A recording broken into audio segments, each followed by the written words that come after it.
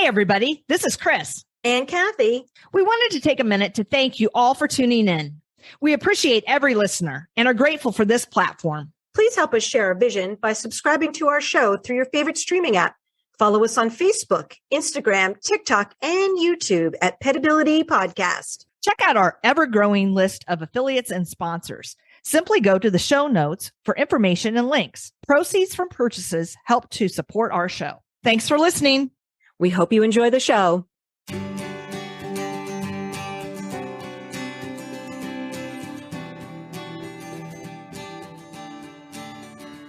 Welcome to Petability. I'm your host, Kathy Simon, certified veterinary technician and certified canine rehabilitation practitioner. And I'm your host, Chris Cranston, licensed physical therapist and small animal physical rehabilitationist. Our podcast provides interviews and information to help your pets live their best lives. Good morning, Kathy. How are you today? Good morning, Chris. I'm doing fantastic today. We have another great guest on our show.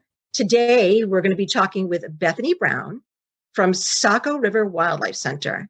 And this is really cool because we were introduced to Bethany through our new friend, Lauren Kennedy of the Tilly Project, which is a resource for connecting owners with end-of-life pet photographers. So if you haven't listened to that show, be sure to go back and listen to that.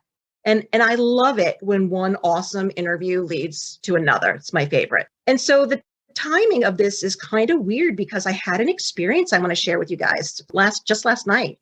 I went outside with my dog, and as I'm scanning the yard with my flashlight, I catch the eyes of something in a tree on the edge of our property watching me. And it was a possum. I know. And he froze. Of course, that's his thing. He froze and he pretended not to see me. But I know he did. And it was just so cool to see him. I've never seen a possum in our yard before. This is my first time seeing a possum in our yard. And I certainly know they exist out there, but I've never seen one. I haven't He was either. I know, he was so cool. He was just sitting up in a tree, just watching. They're much bigger than I always thought they were. Right. Much bigger than I thought they were. Mm-hmm. And, it just got me thinking about the importance of this possum, who I will now refer to as Stuart, because that's what I've named him. Okay. And and I was thinking about the importance of this possum and the importance of his life and how important he is to the environment and the ecosystem. I mean, he keeps my yard clear of unwanted pests by eating snails and slugs and insects and ticks. And Chris, did you know that a single possum, it's estimated they could eat over 5,000 ticks from the environment every year? Wow. I know. That's incredible. It's nature's pest control, right? And the importance of that, of course, is one of the biggest importances. That is that ticks spread Lyme disease. And here's your possum out there eating those ticks. So I thanked him, and left him to his business of keeping the ecosystem functional and contributing to germination and seed dispersal and soil generation and pest control. And I thanked him because these are all the things that allows humans to thrive. And that's why cohabitation with these animals is so important, because we rely on these animals and we should respect them. And we should respect what they contribute to the environment. And we should protect them like our lives depend on it. So I'm really, really excited to talk to Bethany about wildlife rehabilitation and what that looks like, why it's so important, and what to do if we come in contact with an injured or orphaned, wild animal. Bethany founded the Saco River Wildlife Center in Leamington, Maine in 2015, with the goal of rehabilitation and releasing wild animals back into their natural habitat. The Saco River Wildlife Center cares for raccoons, squirrels, porcupines, possums, skunks, weasels, fox, and bats. Although they are located in Leamington, they are a vital resource to wildlife and communities across the state of Maine. And in 2022, took in close to 800 animals. So I'm really excited to talk with Bethany today. So please welcome Bethany Brown to the show. Welcome, Bethany. Oh, thank you. It's nice to be here. I've wanted to talk to a wildlife rehabilitator for a long time. And when Lauren said what she does and for her real work, besides the Tilly Project, I was like, yes, can we interview her? This is just fantastic. How did you get started in wildlife rehab, and what inspired you to start your own rehabilitation center? Well, I've always loved wildlife and I've always loved animals. I actually grew up on a very small farm here in Leamington, which is actually down the street from where I live now. So I didn't move very far. I actually, right out of high school, I went to college for business, worked in that for quite a while. And then one of the jobs I was at did a big layoff for all the workers in my department. So I figured it was time for me to go back to college. So at that point, I was taking a class and they suggested that we do a job shadow with something at a place where we really wanted to possibly pursue as a career. So I was thinking, vet tech or something like that, because I really wanted to work with animals. And when I spoke to my vet back then, I explained to her what I was hoping to do, and she connected me to a wildlife facility down in York, Center for Wildlife. So I went down there, started volunteering, fell in love with wildlife and wildlife rehab, stayed there for I'm thinking almost 3 years. And then I left there and went to another rehabber because I wanted to know how to rehab other animals like the rabies vector species and the bigger animals that they didn't do there. So I fell in love with little raccoons and woodchucks and skunks. And my mentor, Carol Widowson, she encouraged me to go get my permit. So I probably volunteered for a good 6 years, maybe even 7 years before I finally took the plunge to get my own permit. And I did. And then she encouraged me even more to go get my nonprofit status.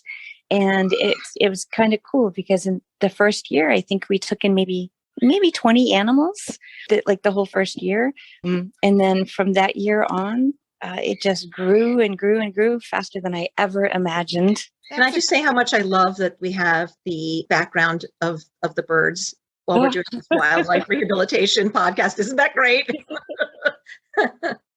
Yeah. In case anybody was wondering, those are birds in the background. Yeah, I rescued my first bird actually after I got started in wildlife rehab. So now I'm up to 3 birds. I just want the audience again to realize that this sanctuary was founded in 2015. You had 20 animals that first year, and in 2022 you had 800. That is crazy town. Oh yes, yeah. It grew much faster than I could have ever imagined. I mean, I figured maybe 10 years we would get up to 900 to 1,000 animals, and it literally happened in like 6 years. And then 2020 was like, I know it was sad because of COVID and the pandemic, and it was scary, but it was a blessing to us because some of the most amazing people we've ever met and we've ever had joined our team, and they haven't left yet, and they've just helped build it. And it's just such an amazing team we have now. That's great. Yeah. So what is wildlife rehabilitation? How does that differ from what Kathy and I do as physical rehabilitators for pets, primarily dogs and cats and other domestic animals? Well, it's very similar in some areas where we take in animals from the general public. Most of the animals that we get, obviously, are not something you want to keep as a pet, but we do have those instances where people do keep animals as pets until they realize that this was a bad decision, and then we end up with them. It doesn't happen as often, which is good because it would be not very good if people were keeping wild animals as pets. But what we do as far as wildlife rehabilitation, we bring in sick, injured, orphaned wildlife and bring them in and rehab them. So a lot of our patients come in from basically people finding them in their attic, or hitting them with a car, or a pet getting them, or it could be just with possums. We get a lot of frostbite possums. Wow. They don't do very well in the wintertime with the cold. So we do right now. We actually have one possum that it came in with frostbite on the end of his tail, on his ear, and one of his toes. But luckily we caught it really early, so he's going to be totally fine. I want to hear more about this because, how did whoever that brought in this possum know that it had frostbite and know that it needed help, like you can provide? So I don't think she realized that it had frostbite. She saw an injury to the tail that was bleeding and it had infection. She explained to me what was going on. I won't say the gory stuff, but she was concerned, and she was able to contain it into a box and could give us a call. Yeah, so possums are pretty cool. Most of the time, if you approach them or do anything, they get really scared and they play dead. And it's something that is automatic for them. They have no control over it. It's not a medical condition. They didn't faint. They actually involuntarily sort of just like lay down and play dead. That's the term then when they say playing possum. Yep. Right? That's where it came from, like to play dead, play possum. So she got it in a box and she gave us a call. And unfortunately, it was really late at night and it was a snowstorm. So she ended up bringing him the next day. And he, I checked him over. The way she made it sound was that he was probably not going to make it. But as soon as we got him in, we gave him a full exam, and he just had a little bit of his tail frostbitten, which will die off and then fall off. So he'll end up no problem at all. Nice. And his toes just had a little bit on it and one of his ears. So his ear is okay.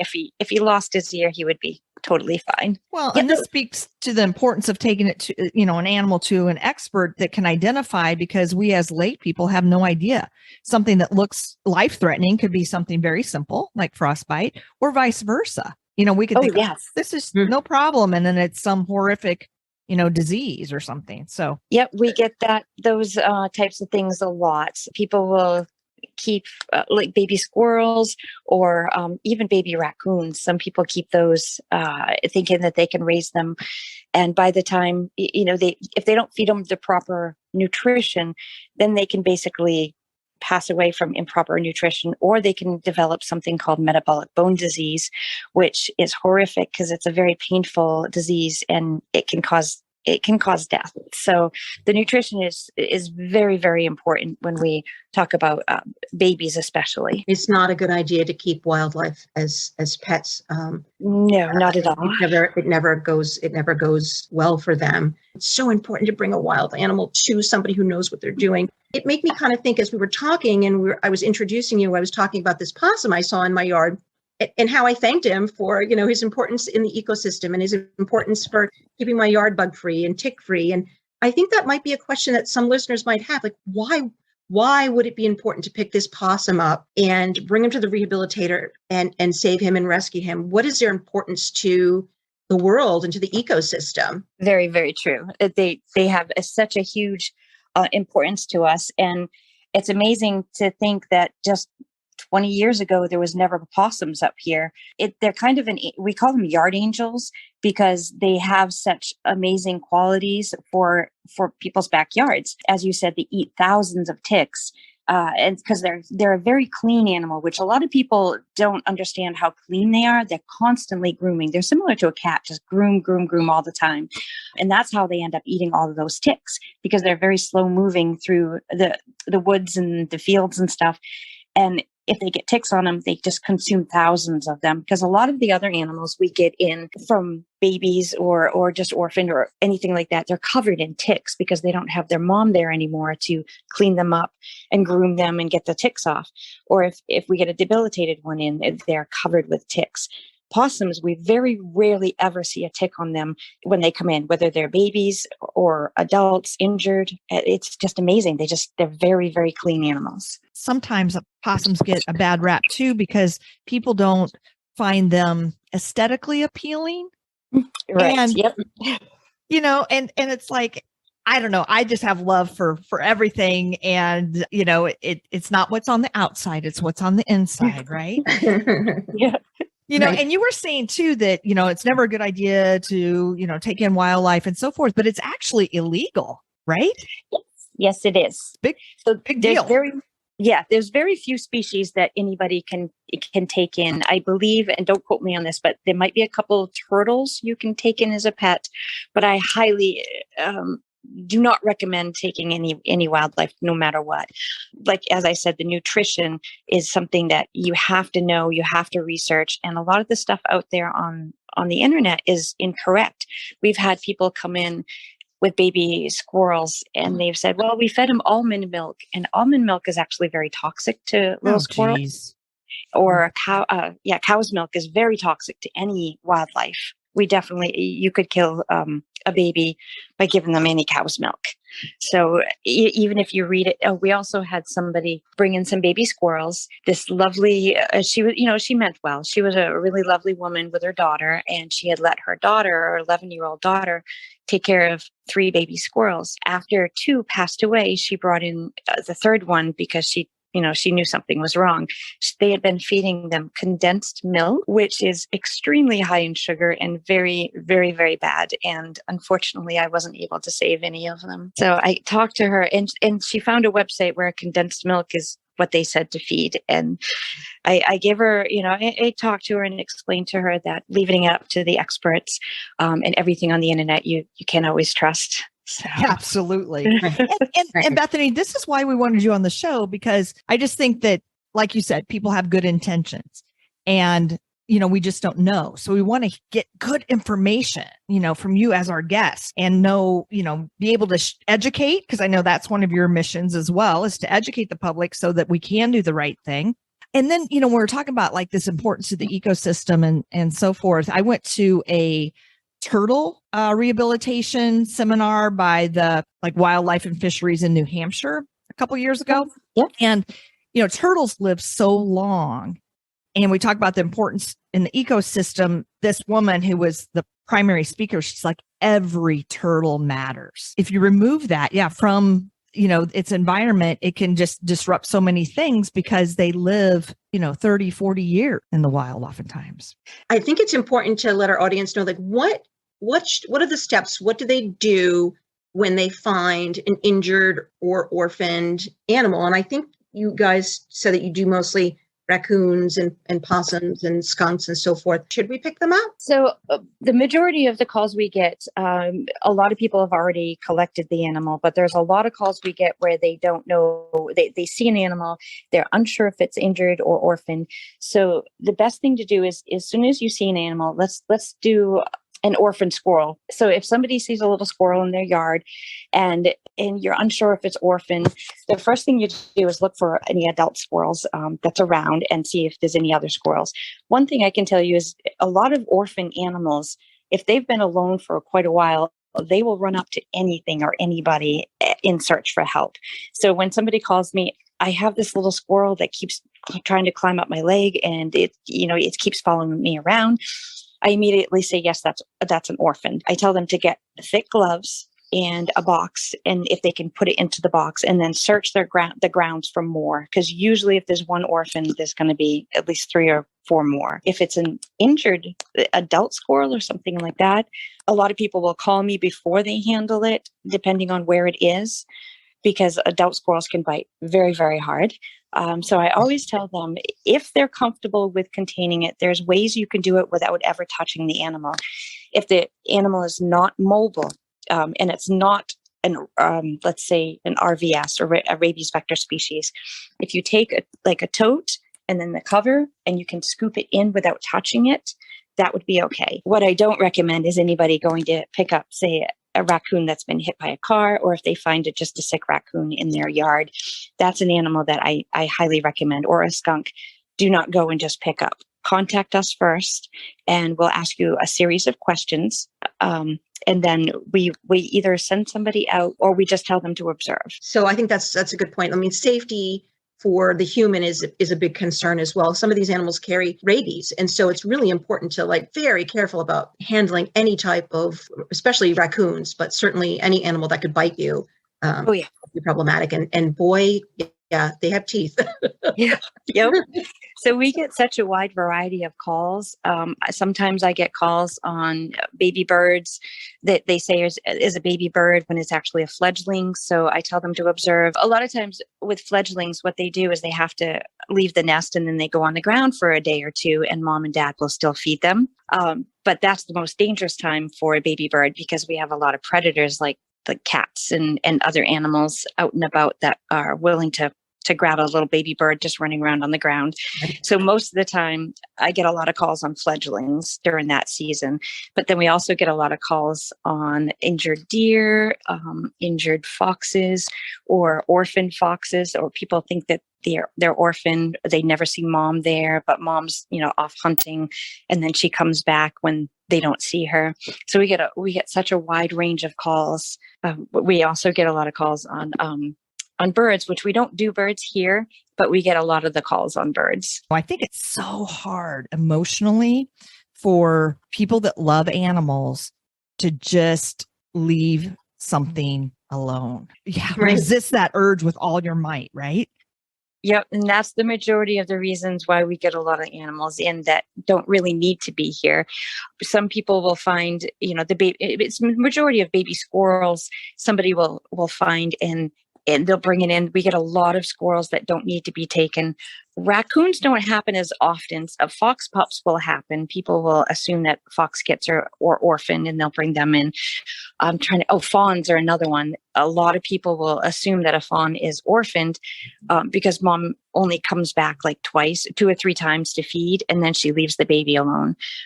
Bunny rabbits is another one that we get a lot of calls on, as far as people are like, I found a baby bunny, or I found a baby bunny nest. The moms usually come back a couple of times a day to feed and then leaves them there because they don't have any scent on them. So that way they're protected. Yes, I learned that because I had a bunny's nest in the corner of my house. It was very safe because it was all kind of fenced off, but the bunny could get underneath. It was where like the air conditioning units were, and the landscapers, when they were doing cleanup in the spring, found it, and he told me about it. And you're exactly right, Bethany, that, I never hardly saw the adults around, but I learned that the reason they're not there is because the adult rabbits have scent and the babies don't. And so they don't want to bring their scent and attract predators to the nest. So that's why they only come back a couple times to feed as necessary, right? Yep. Oh, I thought that was just so cool.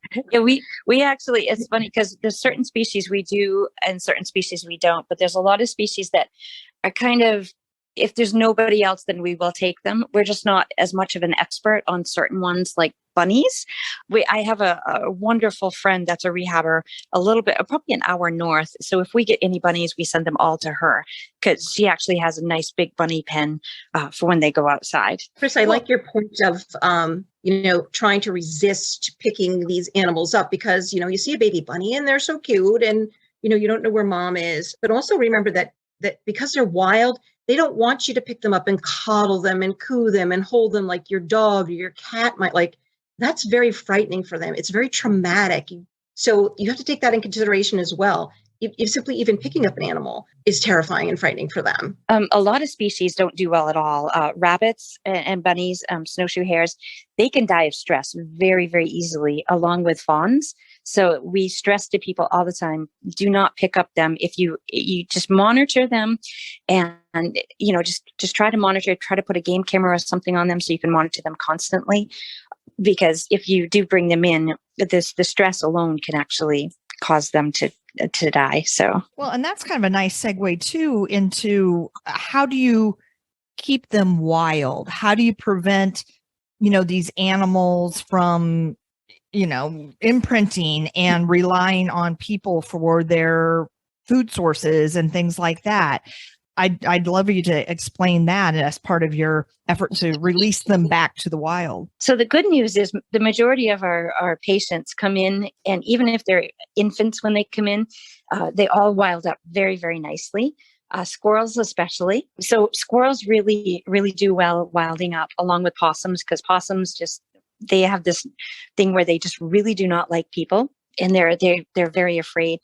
So when we get a lot of animals in, say we get in a couple 2-day-old raccoons, we have to handle them. We have to clean them. We have to do everything for months before we can put them outside. Well, I would say weeks before we put them outside. And then they get a lot of interaction here because, you have to clean them. You have to feed them. You have to assist them to go to the bathroom. But as soon as they can start eating on their own, we transition them as early as possible into solid foods or eating out of a dish. We'll do a mush bowl with with some formula and some other ingredients and teach them how to eat out of a dish. And then as soon as they can start eating out of a dish, we try to stop interacting a lot. So we don't have to as much. We just have to put their food in, they make a mess, we clean it up, and then we give them plenty of enrichment to keep themselves occupied. And we try to get them outside as early as possible. As soon as they can climb, as soon as they can walk around and eat on their own, we get them outside and we put in as much nature as possible instead of like human toys and things. They get a lot of human toys inside because it's just something easily that we can clean and we can, rotate, and they don't get bored. But as soon as they get outside, we do things like rotten logs, worms, leaf litter, trees to climb.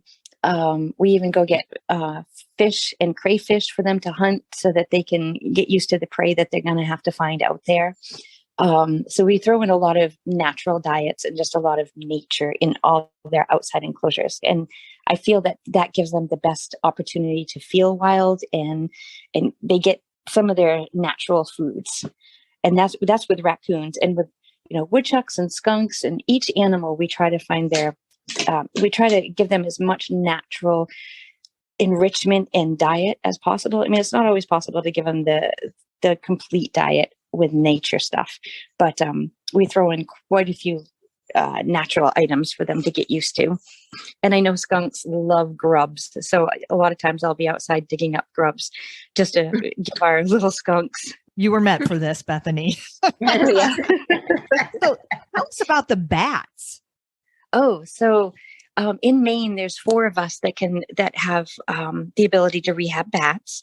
So I take in adult bats or juvenile bats. If we get infant baby bats, I usually have them sent to another rehabber who specializes in the babies, because we take in more of the raccoons and the foxes and the fishers and stuff.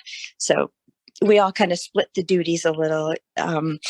The cool part is we actually have 8 species of bats in Maine, which before I started rehabbing, I never knew. So it's pretty interesting to find out that we had all of these different species of bats in Maine. The ones that we see the most in wildlife rehab are the big browns. They're the ones most commonly found in and around humans. The little browns, I've had 1 so far in the 7 years I've been doing this. And we've had 2 hoary bats in the 7 years I've been here. So I think this is a good time too to talk maybe about some of the myths, because people are commonly terrified of bats. And I think that comes from vampire lore and all of that. And, and the whole thing about they're going to get in your hair, they're going to tangle up in your hair, and you're never going to get rid of them, and they're going to attack you. So Bethany, can you talk about like the personalities of the bats and what the real story is? Sure. So the bats that we've gotten in, like I said, a wide variety. Some years we get in 2 or 3. Some years we can get up to 30. It all depends on the winter and what people are doing in their homes or in buildings and stuff. Though the big browns are pretty cool. They're really feisty, but they're not overly aggressive. I just think I call them sky puppies because they're just if you look at them up close, they just look like a little puppy with sharp teeth. Because big browns is about the only one that I bring in for rehab. The hoary bat is the other one. They don't want to fly at people, right? They don't want to. That was going to be my question. Yeah. Oh, yes. So no, what happens? So say you're out by a fire and you're having a campfire at night, and when the things go up, the bats just automatically assume that anything that is going up in the air that they'll swoop down. So a lot of people get kind of freaked out because if they're around a campfire or something, the bats will be swooping down because they'll assume that the things going up from the fire is bugs flying around. The other time that we had, if a bat gets into a house, a lot of people freak out because they think, like you said, that they're going to get in their hair or they'll fly at them and dart at them. Each one has a huge personality all of their own. One year we had, like, when we go down the line to feed them, I'll reach in to grab the dish, and then there's a little bat sitting in his dish waiting for us to feed to put his food in. Oh. Some of them, they come up to the front because it's funny because we have to teach bats how to eat out of a dish here, because bats always, they fly around to eat their food. So when they get here, they have no idea that there's a dish of food there to eat. So we actually have to teach them. So what I'll do is I'll grab a worm and I'll tap the dish, and then I'll give it to the bat. And once they figure that out, most of the bats will learn that the dish is where all the food is. So a lot of them will be waiting beside the dish, in the dish, and a lot of them do really well eating on their own. But we also get some that just never learn, or just never, they're rebellious. They just don't want to eat out of a dish.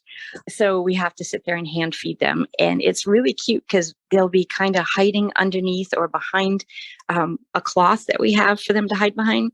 And they'll come out just enough with their little nose, it kind of like sniffing and looking for the worm. So we'll give them the worm, and then they'll kind of run back, eat the worm, and then come back again. They have huge personalities, each one of them. And the hoary bat that's one of my favorite bats of all time. They're just so beautiful. It's so interesting that they have individual personalities. Oh yes, So they do, cool. for sure. I got a bat in one time that somebody accidentally sprayed with spray foam insulation. Oh. Yeah. But he caught it in time. I mean, it still got covered, and it's stuff that hardens. Yeah. So it took me about 16 hours to sit there and just slowly chisel and get all of this stuff off. The only thing that saved the bat is that the gentleman wiped his face so that the bat had nothing on his face so he could breathe. Wow. So I would keep him hydrated because the stuff was like drying. When I got down to just about all of it, he had a big chunk on his back. I heated up some coconut oil, and it was just warm enough. And I would put the coconut oil on his skin because he was so dry. Mm-hmm. Well, the next day, the coconut oil had caused the stuff to turn to like rubber and fall right off. He was such a cute little bat. He was pretty much naked because he lost his fur to that. Yeah. He also lost his ears, and he would just come out, and he wanted to eat. He would grab the worm, and then he'd run back under his little hut thing with the fabric. And then when he was done with that one, he'd come right back out, and he would squawk at you. He'd be like, "I'm hungry. You need to feed me now." Can you make it worms, lady? Yeah. Well, Bethany, I want to say that I'm very proud because I put up a bat house at my previous home. I don't think I got any bats, but the reason I did that is because I did learn, just like with the possum, how many bugs, particularly mosquitoes. So again, it's like nature's, anti-mosquito animal. And it's like, I don't know, like 200 mosquitoes a night or something that they eat. It's like some huge number per bat. Yep. Yeah. Yeah, they eat. So there's some bats that can eat up to 600 to 1,000 mosquitoes or other kinds of insects in 1 hour. Oh my gosh. Well, I underestimated that. As far as animals that carry diseases like rabies, are bats our biggest risk when it comes to rehabilitating wildlife? Are they the biggest concern, or the raccoons or possums? So in Maine, bats can be a big risk, but the good thing is I am vaccinated, and once we get them in, we weigh them, we check them over, we do a full exam, and then we put them in their enclosure. You really don't have to handle them at all after that, except for periodic weighs. And that's really good. So they're kind of not a high risk species here in rehab. Raccoons, foxes, the skunks, I would say they would probably be the bigger risks because they have the ability to bite, and you have to get into their enclosure and you have to clean. So you have to make sure that they're okay with you on one side while you're cleaning. And in Maine and most of New England, right down to Florida too, raccoon rabies is the biggest risk for rabies. So, and then that would be a skunk, fox, raccoons, bats, and Maine also has woodchucks listed as the rabies vector species of highest concern. Hey, Chris, I'd like to take a little break right here, if you don't mind, to mention our affiliates, Dr. Busby's Toe Grips, a dogsbestlifebox.com, and our friends at Heads Up Pets Water Collar. For information and links, simply go to our show notes.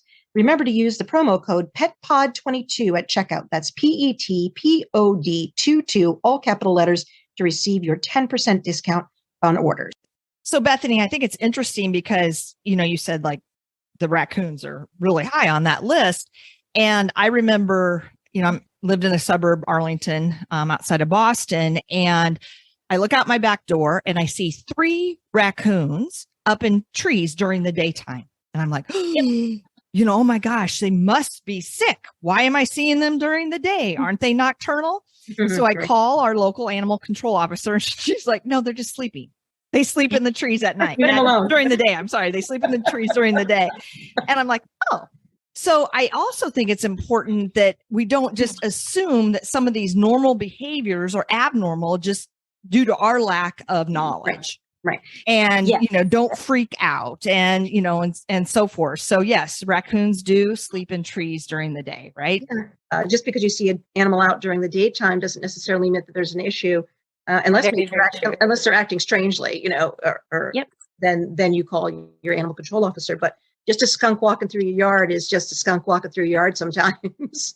Yep. We actually get a lot of calls. Well, we used to get a lot more calls. I think there's been a lot of education done on that, because the calls have been a lot less, but we used to get calls. There's a raccoon curled up on my, this is a good one in Portland. Second story balcony. There's a raccoon curled up on my balcony. Should I worry? And generally I'll tell them to send me photos, send me video, just so I can, take a look and see what's really going on. But a lot of times, especially in more urban, more urban areas, they just find anywhere to sleep. So, and there's nothing wrong with a raccoon. It just took a break. It just needed a place to sleep for a little while. And we get calls like, oh, there's a skunk that's walking. Is it normal to see a skunk out during the day, or a fox? And I just explain to people that, yes, it's very, very normal. Even though we consider them nocturnal, most of them, you'll see just about anything out during the day. And for us, we're just pushing up against their environment constantly. Yeah. And so it's not surprising that occasionally a raccoon needs to sleep on your balcony, because we push them out of their environment, and we've pushed them out of their habitat. In some areas, I've noticed over the past 50 years here, that the wildlife has changed drastically. I remember on this road, you could just take a drive down the street, and most of it was dirt. And you see a moose just kind of walking down the street anytime during the day and evening, and it would be normal. There would be a bear, out back or somewhere like that, and it would be normal. And now it is rare for me I haven't seen a moose on this road in 20 years. I also have seen maybe one bear, and that's it. And it's just, there's so many more houses built up. And I know that the field out behind me, they're changing that into a solar panel area. So that kind of cuts down on the territory for the wildlife. We're just pushing them right out of their own territory. So we're seeing them more because they don't have a place to go. So the shed looks great. Underneath the shed is perfect for a woodchuck, a skunk, or a fox. The attic or something like that is great for a raccoon or a squirrel, because they don't really have the area that they used to have. I always encourage people to build nest boxes, whether it's a squirrel nest box, a raccoon nest box, bird houses, anything you can build and put in trees or in an area out in your yard where you don't need to go, or it's not going to be disturbed at all. Because I get a lot of calls on raccoons in urban areas, a lot of orphans. They're just walking around because their mom either got trapped and relocated or was killed by a car. So I encourage people to build as many nest boxes and just spread them out as much as possible. That'll deter them.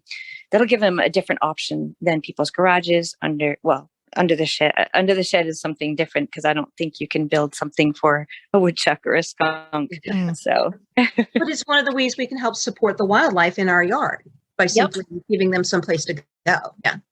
Yeah. And not only are we taking away their habitat and fragmenting the habitat, because a lot of them roam and they can't, we may put, a highway or something across their natural migration, area or what have you.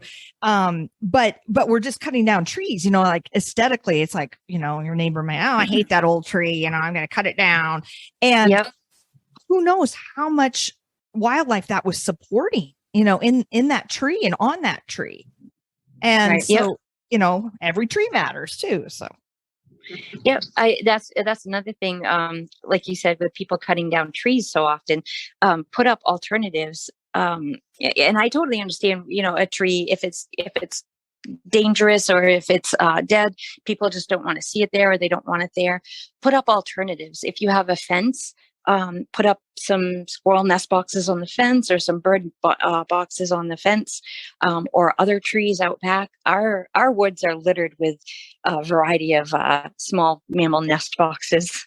So, and it's always cool to see them because you never know what's going to live in there. We put up a squirrel nest box next to one of our enclosures, and one year there was squirrels in it. The next year there was birds in there. So you just never know what's going to use the birds evicted them.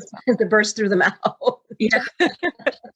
Bethany, I'm interested to know what release looks like for these animals once they have been rehabilitated and they're ready to go back into the wild. Do you slowly transition them, or do you take them to where you found them and re-release them? What does that look like? So with the property I have, I don't really release much here because it's only 3 acres. So we do release squirrels and chipmunks and things like that here. So what happens then is when they're outside, as I said, we just give them as much possible nature, trees, acorns, lichen, just anything that they can use and that they'll eat. With squirrels, what we do is we have little doors, tiny little holes or doors on their enclosures, and we'll open the door and we'll let them come and go for as long as they need. Usually the max is about 2 weeks, and then they just go off and find a different den or a different nest box that we've put out there, which is really cool. And then we'll supplement them for about a week with some food just scattered around. The other animals like foxes, skunks, raccoons, fishers, we usually have to capture them. So that can be a little intense because not all of them like us by the time that we want to release them. It sounds intense. Yeah. It makes it a lot more difficult for us, but it's a lot better for them to not like us when we go to release them. And unfortunately, we have to do a lot of what we call hard releases. I'd love to do soft releases, but we just don't have areas to do that. So we'll prep them for anything and everything that they're going to need in the wild, native foods they'll eat, but we also fatten them up just enough to make sure that they can survive till they find a really good food source. We don't want them so fat that they can't, climb up trees or do things, run away, but we make sure that they're just fat enough. And the capture is always interesting. We always have just a couple of us in there that are all vaccinated. And we try different ways. We used to go in and just, have the big gloves on, grab them and put them in carriers. But over the years, that's gotten more difficult. So we lure them in with food. So we won't feed them the morning of release. And then we'll take carriers in and we'll put food in all the carriers. And most of the time, they all just kind of walk in the carrier for us.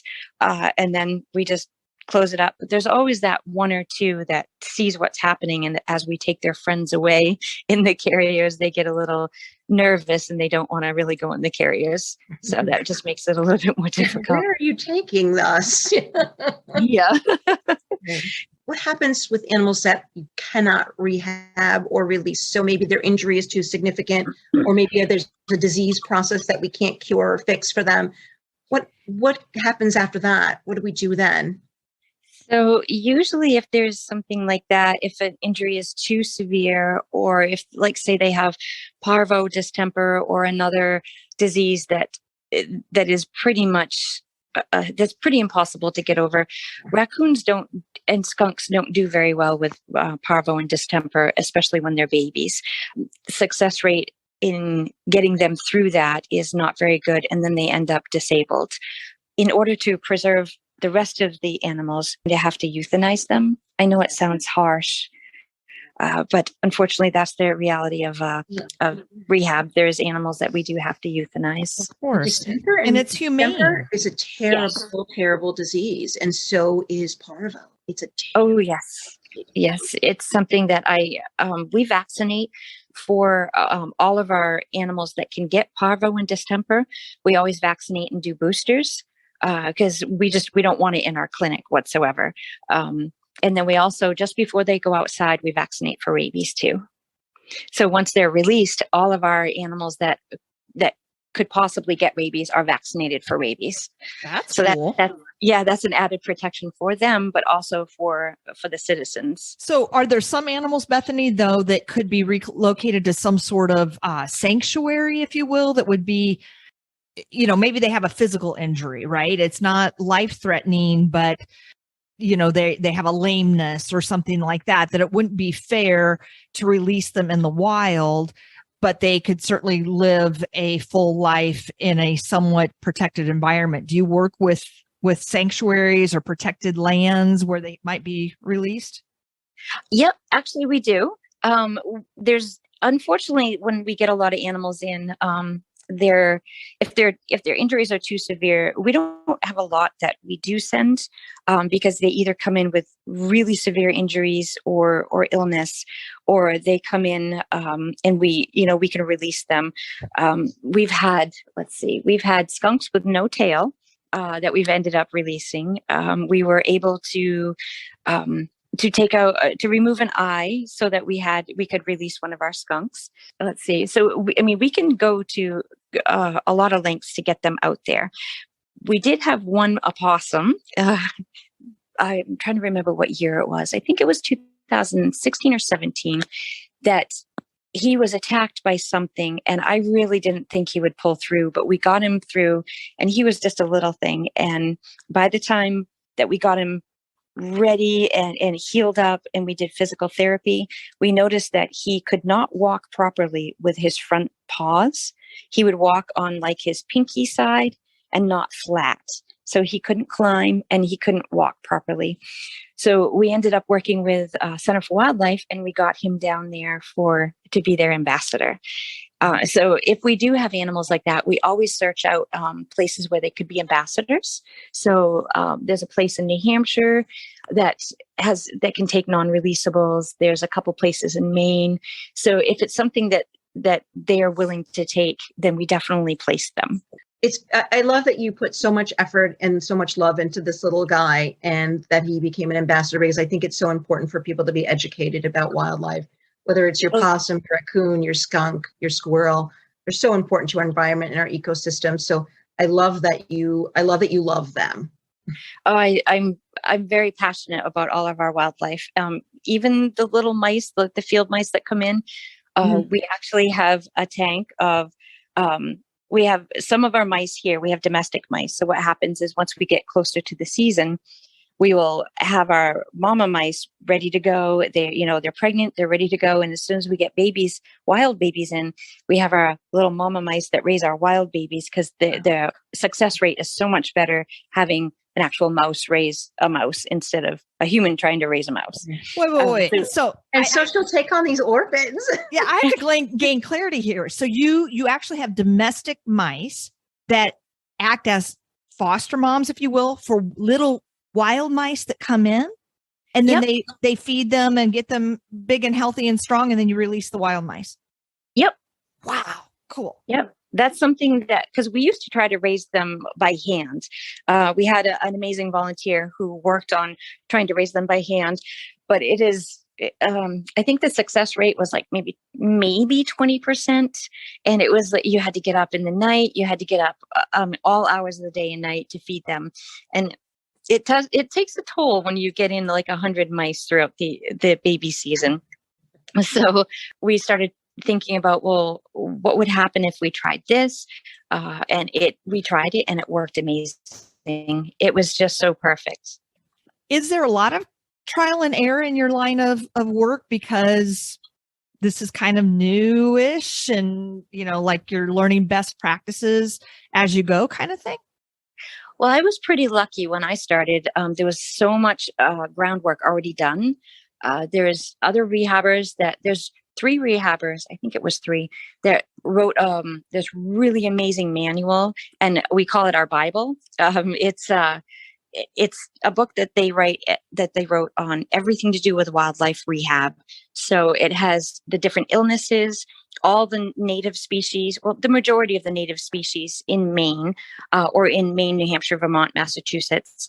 And it talks about the diseases, talks about medications, talks about how to feed them, how much, what to feed them. I mean, it's basically a how-to book on rehab, and it's totally amazing. We have, since 2015, we have changed from that book a little bit. We've gone with some other things, because we do a lot of education. We actually go to educational things to get better ourselves. So we're constantly trying to educate ourselves and trying to get better with what we do. So what does somebody do if they don't have the resources within their community or state? So I believe every state so far, I don't know about Hawaii or Alaska, but I'm pretty sure all the other states have some form of rehab. I know some states, there are certain animals that you cannot rehab. And I think Iowa or Indiana is skunks, or maybe Ohio. One of those areas, you cannot rehab skunks whatsoever. So unfortunately, any skunk that comes in or that gets called into a facility has to be euthanized if it's sick, injured, or orphaned, which is kind of sad, but understandable, because that's how the state deals with, because in the Midwest, it's more skunk rabies than raccoon rabies. And then there's some areas where you're not allowed to rehab fox at all, because there's the fox rabies. Here, we have a wonderful network of wildlife rehabbers. And I don't know if you can usually go to any state website and look up wildlife rehabbers in any state. Every state usually has a nice list of them. There's also a really awesome organization called Animal Help Now. You can get them online. They actually have an app you can download, and it will tell you wherever you are throughout the country where there is wildlife rehabbers. We will put that in our show notes. That's great to know about Animal Help Now. And not every rehabber is listed on there, but there's other resources too. If, say, you go to Facebook and you look up, say you get a raccoon, you're in New Jersey, you're like, I found a raccoon. I don't know what to do about it. It's just sitting on my lawn. It looks injured. I think it was hit by a car.